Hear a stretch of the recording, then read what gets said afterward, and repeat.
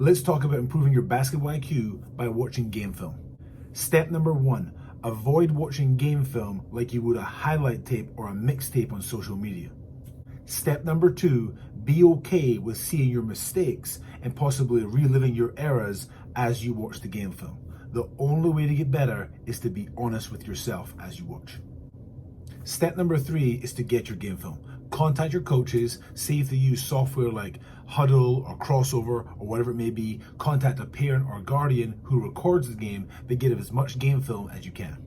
Step number 4 is how to watch game film. A lot of coaches will say, go watch the film, go watch game film and get better. But how do you watch it to get better?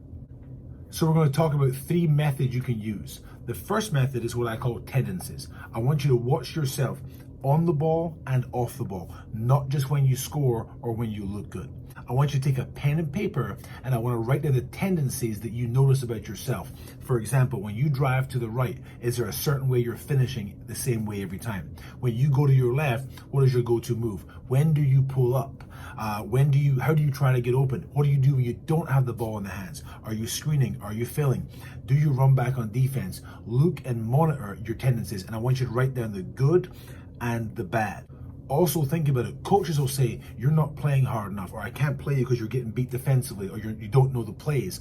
This is your time to see yourself on film and see what they may possibly be seeing and what you can do to improve it. Remember, be honest with yourself. The second way is my favorite. I call it the pause and rewind. This is how I learned the game so well as an assistant coach and as a head coach. Now, by pausing and rewinding, it can become very tedious and lengthy. But what I like about it is I'm a visual learner, like most people are. So what I'm seeing the game in real time, I'm then pausing it and seeing what's around. Who's open, who's going where, who's not paying attention defensively, who's out of position. And then as I play it, whether it's in slow motion or as I rewind it and play it again, I'm watching how things form, how the strategy goes, where your tendencies are. And by doing this, I started to develop an understanding of not only the offense and defense and the way they were structured and they would form and strategize, but also how players would move and the tempo of the game was played. And most importantly, as a player, put yourself in that position. So when you pause, you can say to the player or to yourself, where should you have passed the ball? Who else was open? Where was the help defense actually coming from? So they can kind of talk through it and visualize. Then you can press play and see how the play actually went. And for your last method, I want you to get your pen and paper. I want you to make a chart, and I want it to be effective possessions versus ineffective possessions. And with this, I want you to chart every possession of the game, offensively and defensively. And I want you to put a check mark if you were effective in the play, or a check mark where you're ineffective. And let's talk about what effective means. It doesn't mean that you have to score the ball or make the assist or get the block or the steal. It can be setting a screen. It can be making a cut that got somebody else open. It could be spreading the floor, creating a lane for somebody else.